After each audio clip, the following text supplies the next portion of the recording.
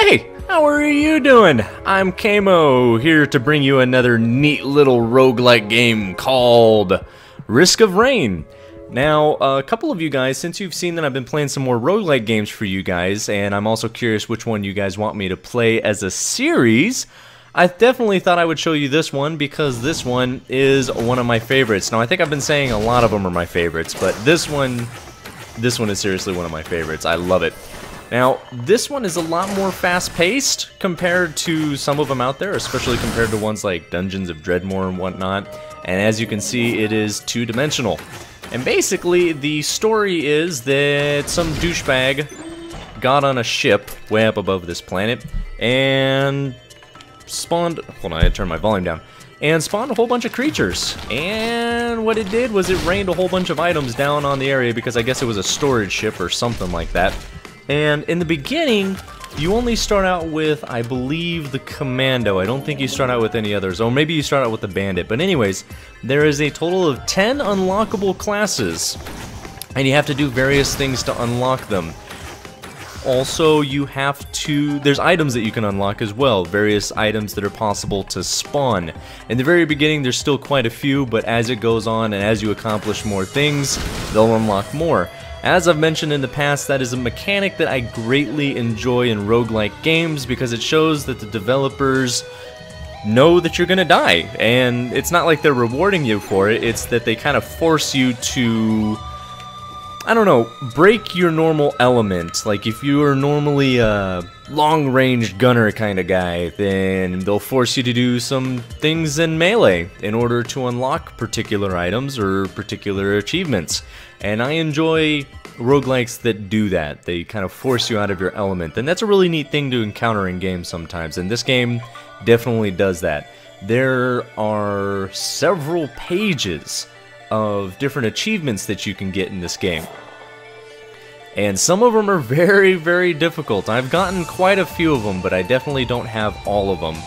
As in a lot of roguelike games, there are different difficulties.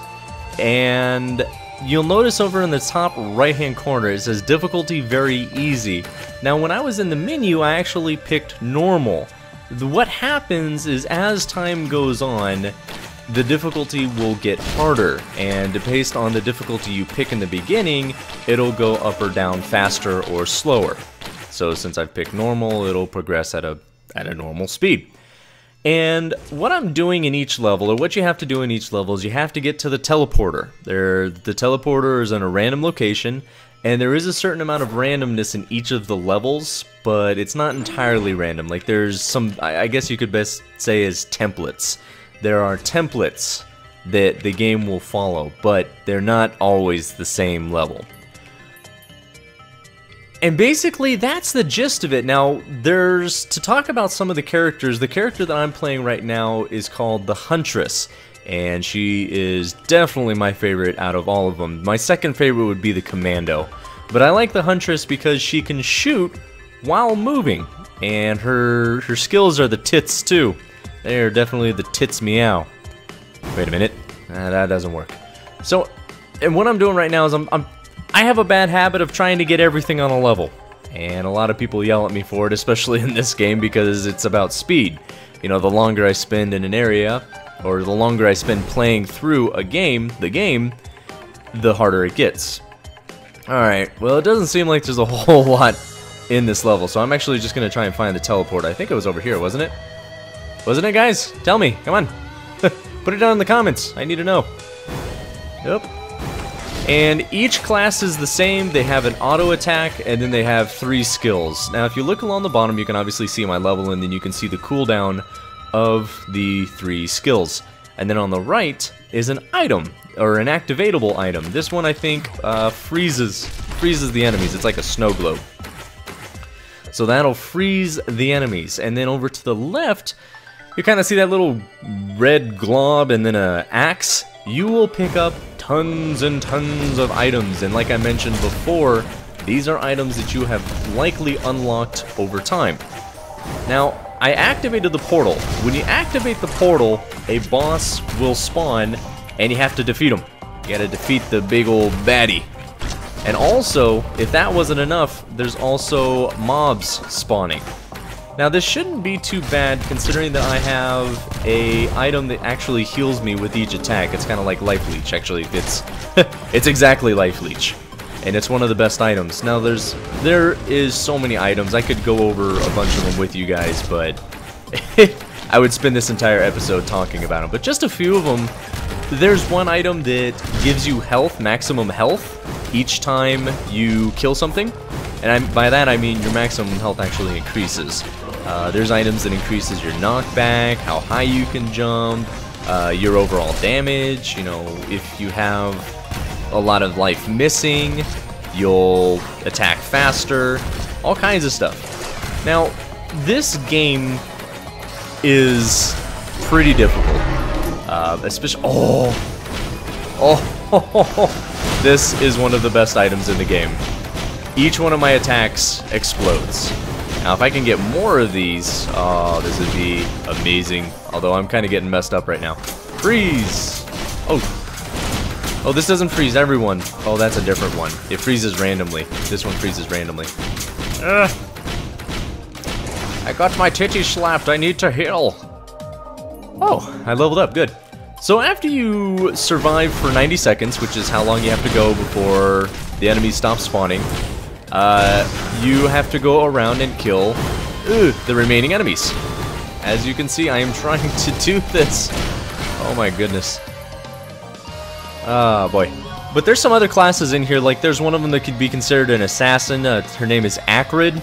She applies dots and just a bunch of poisons. There's an Enforcer class, which is a really tanky class, but actually has the potential to do a lot of damage. And if they place their shield on the ground, or like kind of pit their shield into the ground, they take no damage from one direction. So they are definitely a tanky class. And this game is also multiplayer, so if you ever wanted to fire it up with your friends, definitely do it. This game is great. I've gotten, I think, it was one of my friends, he got me into it. My friend Jimstick, if I remember correctly, I think he got me into this game. I don't know, I can never remember who shows me what game. Alright. Oh, sweet! There's a lot of items that will stack, like the one that I just picked up called the Leeching Seed, which is the one that I mentioned that steals life from enemies. Ah, crap. These little guys are pains in the ass. They're imps. Ah, I'm not going to be able to kill them all. No! You have to kill all of them in order to get... Oh, what a shot. You have to kill all of them, and they'll drop an item for you if you do. I think there was some chests over here. There's one. Yeah, there's two. Okay. I was correct. I'll just skip to the end of the level. Actually, I guess I could show these to you guys. So there's different things that spawn, or different ways of items spawning. Like right here, you can pick one of these three. I personally like this one. And it tells you, gain increased critical chance on failing a shrine. The shrine that it's actually talking about is a shrine that I failed just a moment ago. Hold on. There we go. Oh. Not all the items you get are helpful, unfortunately. And there's some times where there's a lot of items to remember. There's so many. Aw, come on. It gave me 2 use items. But there's a lot of items to remember. And you don't necessarily have to remember all of them. You'll want to, though, because for like that one where there was 3 possible choices, if I didn't know what any of them meant, I wouldn't know which one to pick. But I picked the dice just because that's the one I prefer. Ah, come on. Oh, I don't have enough money! Money! Alright, let's move on. So as you can see up in the top right hand corner, we've spent enough time in here that it is actually increased to easy difficulty instead of very easy. If you spend... Nope, those bells means that the difficulty's gotten harder. If you spend too long in like the first area or first areas, you'll eventually get overwhelmed pretty easily. And that actually, I mean, that could happen for any level really, because there's only so many items in each level. So, if you stay somewhere for too long, obviously it's just gonna get so hard that... it's gonna get so hard. Sorry, 5-year-old, or no, that wouldn't be right. Childish? I don't know. Okay. So I don't really I don't really want to waste too much time with these guys. Now, the reason why the explosion, or why the life leech is especially nice for me, because I'm doing explosive damage, and I think it's for each enemy hit. The explosions aren't terribly huge, so I'm not always going to get it, but it's big enough that I'll hit a lot of them. Oh boy. So yeah, I'm going to be showing you guys roguelike games for a little bit, for a few days. I got like Spelunky, oh, what was the other roguelikes? Dungeon of Dreadmore, I've got that one that I want to show you guys. Because when you guys tell me what roguelike you want me to play, I want you to have at least seen most of them, so that you have an idea of what you want me to play. You know, just in case there's one that you haven't seen and you're like, oh my god, I totally want to see Camo play more of this. That's not how you guys sound. That's not how you guys sound. Get away. Oh, so this is pretty much how the game goes, and you just keep progressing deeper and deeper, well, quote-unquote deeper and deeper, until you get to the boss. And it gets crazy hectic. There's just mobs running all over the place. Your guy also gets strong as hell. And I did the multiplayer on one of my live streams. It's pretty fun. I actually don't think I'd played multiplayer before that, but yeah. So, this is another one of the roguelike games I mentioned. This one I greatly enjoy. It is called Risk of Rain. And link to the game is going to be down in the description, as always. Alright guys, well hey, thank you so much for watching this episode. I will definitely catch you in the next one.